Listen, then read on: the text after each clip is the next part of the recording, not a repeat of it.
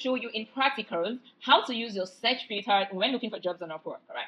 Because I'm doing this video because I've gotten a lot of questions from people saying, oh, anytime I use the search filter, it is always bringing me jobs, old jobs, jobs from 3 months, 6 months, 1 month, sometimes 2 weeks ago. And I'm like, okay, I get it. So one thing with the job filter is, as you're clicking each filter, you have to see what you're getting first. So at the point where you have gotten something very vital, you stop, right? So the key thing to actually always look out for is the proposal range. How many persons have submitted proposals?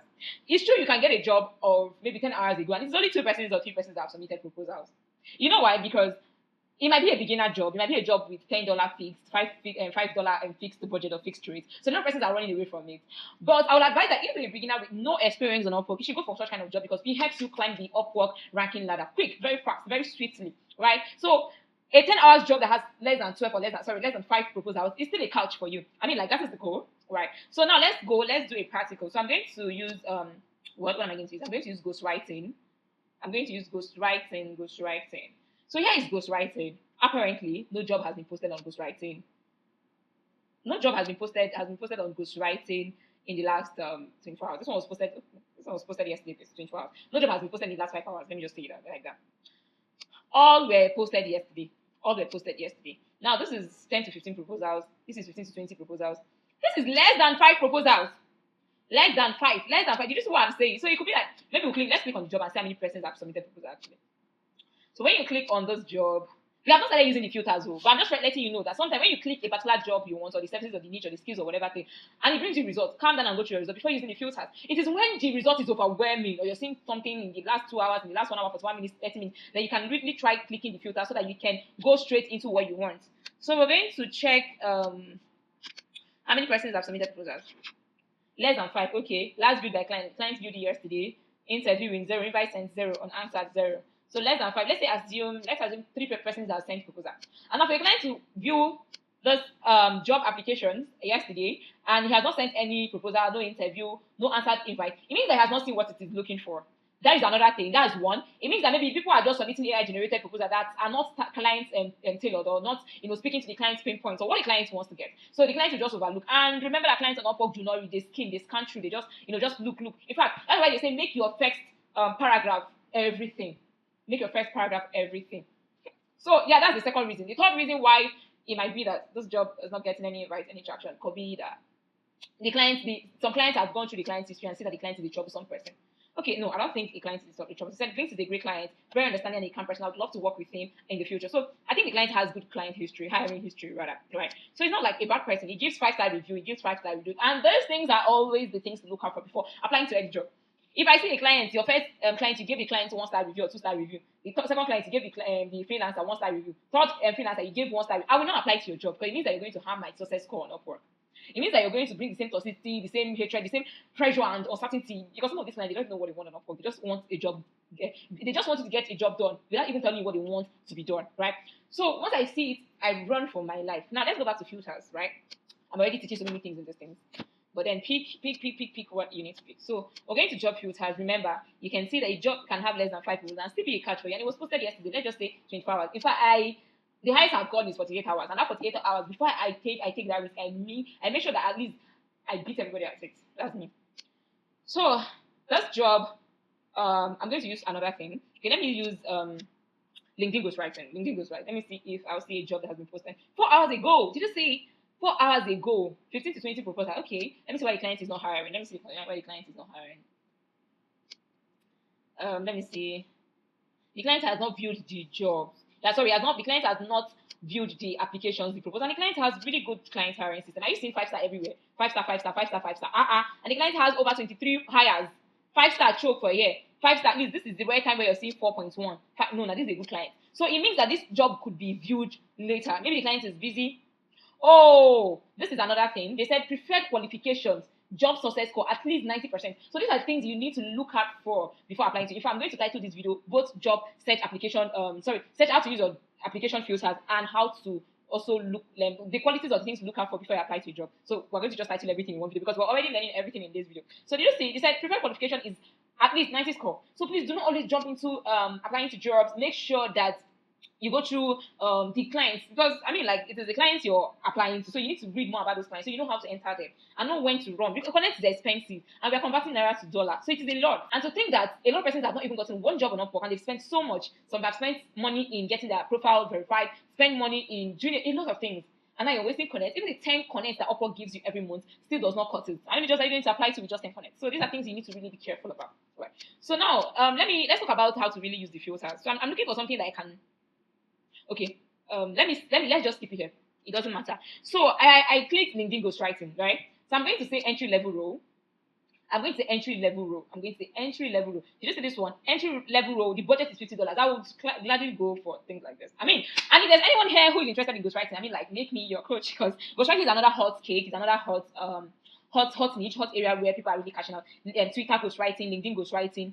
People need people to ghostwrite for them, ghostwrite something for them. So it is a hot niche. Ghostwriting is a hot niche. You just need to niche down to the kind of specific. Because me, I do LinkedIn and Twitter ghostwriting. Those are the ones I do. Then other kind of ghostwriting is newsletter ghostwriting. I do those ones. Article ghostwriting, writing your Medium page. Because Medium is a page, they monetizable application. So people need Medium writers who can ghostwrite for them, so that they'll get to that point where Medium will start paying them. So other platforms that get paid. Why LinkedIn is a big difference, because LinkedIn is more like a thought leadership platform. So thought leaders need people to ghostwrite for them so that they can stand out, right?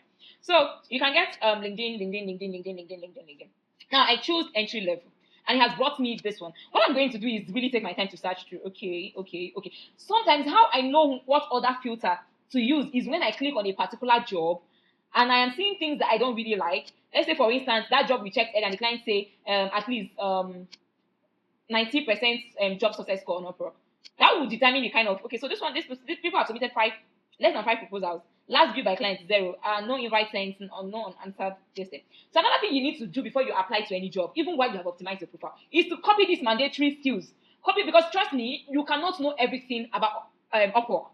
It is true that you can optimize your profile today. Let me say, just say maybe on a Sunday or maybe like on a Monday, and you've optimized your profile with its ranking, you're getting views, you're getting 1 or 2 interviews, and today you want to apply to maybe another client's job, maybe like a ghostwriting job again, you're going to realize that that client also came with its own wahala, with its own skill listing. So if you look that, these skills this client is mentioned is a bit different, but some of them even go ahead to mention tools. They're even just more comfortable with tools. There are a lot of clients who want you to use tools that they are used to. They don't want you to come and introduce something new to them, right? And you can't blame them. They are the one paying you the money. So if you look at it that it is tools, and I just do a very simple search on Google. I say, what is this tool all about? And Google tells me, oh, it's a CRM tool. Remember, I'm like, oh, CRM. Yeah, I can use CRM. Is this CRM that this client? I'll just quickly go back to my skill section, the particular profile, if it's a specialized profile, if it's a general profile, that I want to use to apply to that particular job, and make sure that I just change it, tweak all the things, rearrange it, and apply. Sometimes I copy the tools, I copy these mandatory skills, and also put them in my proposal template and send it to the client. So now you remember I said sometimes when I look at the job, I know what kind of filter to also click on. Now I've seen that less than 5 proposals, maybe it's an issue. So I'll just go here and say, okay, I want fixed rate. I want a fixed rate. You can also click hourly and fixed. Yeah, both can work. So remember when we said less than 5 is beginning to look like a problem. I will put 5 to 10. So you need to take your time. Yeah, you need to do it at the speed of time, but at the same time, you need to take your time. Like it's just like running to meet a deadline, but also making sure paying attention to details. So once you've gained all the, see, obviously there is no results. Did you see? Less than. Let's see why there is no results on the search. Let's see why there's no results on the search. Is it that I said fixed rates? It's not fixed rate, obviously. Is it that I said hourly rates? It's not our hourly rates, obviously. Is it that I said 10 to 15 or this one, obviously? So the number of proposals is actually the problem. So what you're going to do is to leave the proposals. So you use job search filters with sense. You use it with, in fact, it's a strategy. Is it paying attention to details? It's a business strategy. It's a money-making strategy that you can use at a lot of persons. You used to outsmart a lot of persons. So once I'm satisfied with all the jobs I have seen on my list, I'll go ahead and click on this log button. Now, another way to use advanced search is once you have finished searching, and you like everything that has given you, you said jobs per page, then there is no next. There is no next. Obviously, I won't even save this kind of job because this will just limit my money making, or it just limits my job search or the kind of results I get on Upwork. But let's say you actually use the filters and it gave you everything you need, like your less than 5 proposal, fixed price, hourly rate, entry level, intermediate level, whatever level, number of what other filters we have here? Location, time zone, project length, less than 1 month. You use all these filters and it gives you the results. It's so what you're going to do so that you don't have to come back to this particular search whenever you're searching on anything on LinkedIn ghostwriting. So whatever you save is only applicable to LinkedIn ghostwriting. Meaning that if you type social media management, you have to what? Reuse your search filter again from the beginning. So I'll come to this place and click save search. So once you save search, it will save as LinkedIn ghostwriting. You will save it. So anytime you type LinkedIn ghostwriting, it will give you exactly everything you want because of you've used a particular search filter that filters every other thing that you don't want and gives exactly what you want. So that's how it works on Upwork.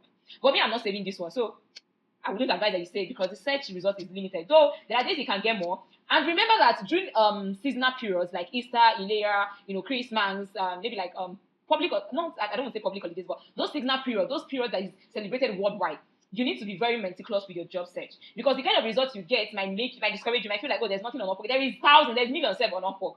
Because during seasonal periods, clients tend to take rest. They tend to rest. They tend to, shut down on business, shut down on work and other things so that they can focus on maybe on family, on other personal stuff. So once the seasonal period is over, they come back to active hiring.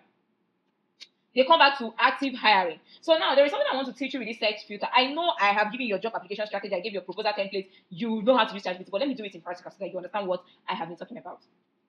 So this is the job we saw, and I like it. After reading it, I like it. Some people will tell you, oh, just copy the job summary. Please don't copy the job summary. Click your if you're using if it's a Mac, you're using Command A. If you're using I don't know, any other kind of laptop, you do what? Control A. I think it's still the same thing. And Command C or Control C. Copy every single thing on that tab or job page. Copy every single thing on that job page. Don't copy any specific. You know why? So that you can get a tailored result. Copied. So once you copy it, you go back to ChatGPT. Now let's clear this one. So I'm going to give ChatGPT a prompt. I said, hello, ChatGPT. I want to apply to this job. And I want to nail it because I like to brag a lot. And I want to nail it and beat everyone at it. With my proposal. So using this job brief, brief. I'm sorry, I don't really know how to type when I make names. Job brief. Then you copy. Remember the client information. So sorry, I forgot to include something. Listen to what I'm saying because whatever thing I'm saying is also what I'm typing, just in case if you can't see clearly. So I'm going to go back to where I was trying to give you the prompt to say. I said use this job brief. Proposal is wrong, bro. Proposal is wrong, please. Job brief. And write a client-oriented proposal. That solves the client's problem or client-oriented proposal. Write a client-oriented proposal that makes the client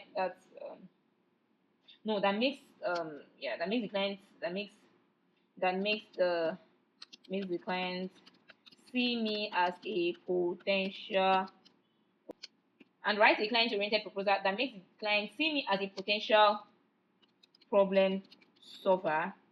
Also sell my experience and results. Hey God, and results in this proposal. Now let me teach you a hack because I know you'll be like, so how would ChatGPT know your results? How would ChatGPT know your results?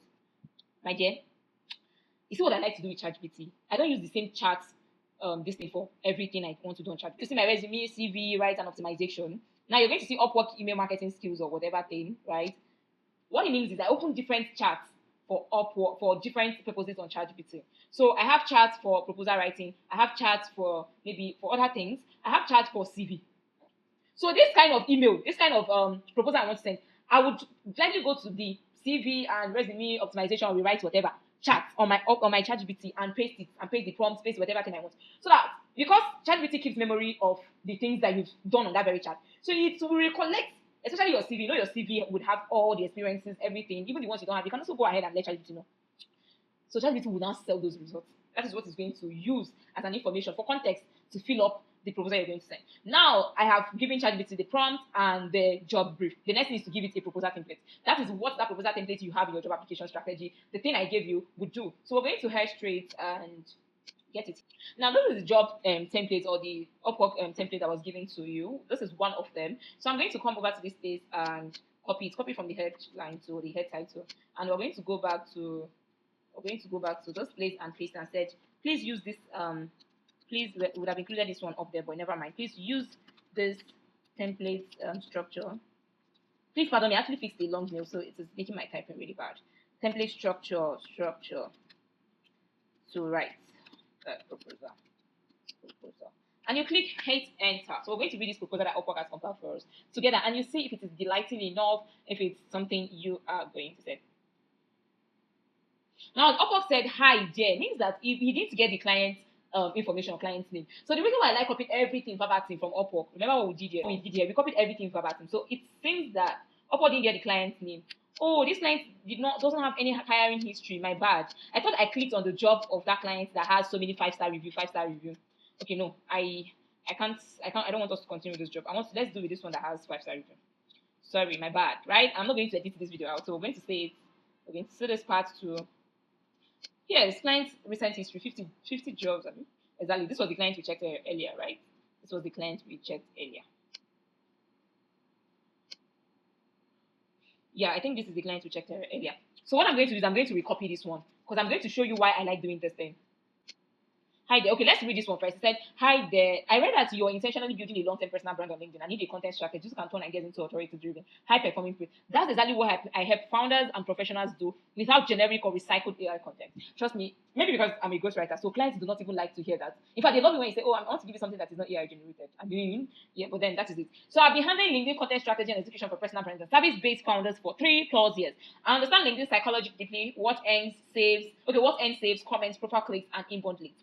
Now, tell me why this is a bit long though. This is a bit long. So I would also let ChatGPT. Okay, so let me edit it. Here. Let's edit it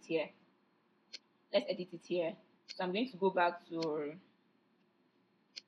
where the template structure.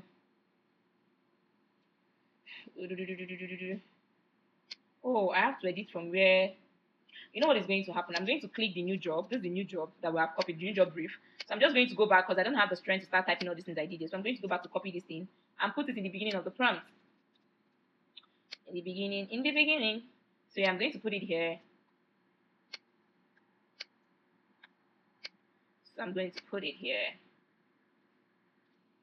Yeah. So I've pasted it now. This is the job brief. So I'm going to come over to this place. There's a prompt we gave it at the end too. I'm going to copy that one. Remember, we made a mistake. That's why we're doing this thing. But at least you can already see how the thing is turning. Always check the job description. Always check the job. Okay, this is part of the prompt. Please use this. Okay, please use this template structure. Copy. So if okay, this is it. Hourly rate. I think we've not gotten to the end. Excuse me. Please use this template structure to write the proposal. Also note that this is a proposer and a proposal. Also note that this is a proposal and it shouldn't be too long. I should also know that this is a proposal, upper proposal. It should be too long. So I have clicked enter. Let's see what it gives us. Okay, it's still bringing hi there. Means that either none of the freelancers mentioned the client's name or the client's name was not stated. But either way, we can always find it. But one thing I like about using the copy everything method is that it fishes out the client's method. But then you can't blame ChatGPT because sometimes the client's details are hidden, right? So in this situation where it didn't bring us client's details, let's focus on the proposal strategy itself, the main proposal. So once we're done, we can go and fish the client's details. But if there is none, we can't kill ourselves about it. We just go ahead and hit enter. So he said, I read that you need a one-time LinkedIn profile, and for 8 team members to improve clarity, professionalism, and visibility.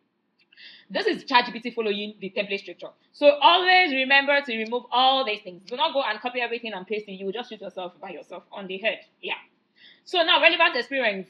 In recent, you don't need to put it. Just continue with in recent projects. I've optimized profiles for founders. This is your resource. That is selling. My approach, you don't need to also put it. You just said for your 8 profiles. Now, remember what we said? I want you to create a proposal in such a way that it makes me look like a potential problem solver. That is what we have done. Now, it says, so for your 8 profiles, I will review each profile structure, the positioning and the clarity. Rewrite or refine the headlines, the about sections, and the experience section. Apply LinkedIn best practices for keywords, branding, and professionalism. You've sold this. You've sold yourself. You've sold your services. Tools and expertise. Don't need to also put this headline. You just go ahead and what type in. You can also use introduce words like okay, tools I use or deliverables or whatever thing, right? Now availability, you also don't need to put the keyword. You just go straight to writing. I'm available this week and can deliver within your preferred fast turnaround video, including the Zoom review section. Would you like to schedule the review session and confirm times so that I can get started right away? So you are grabbing a client by the hand and saying, work with me, work with me. So you're not using a generic kind of proposal. These are proposal templates that have gotten results. So you see how I make things faster, easy, and get results. Okay, so what else are we supposed to do in this video? If I remember, I'm going to create another video for you. But before then, make sure that what you are practicing. Practice, practice, practice, practice, practice, practice.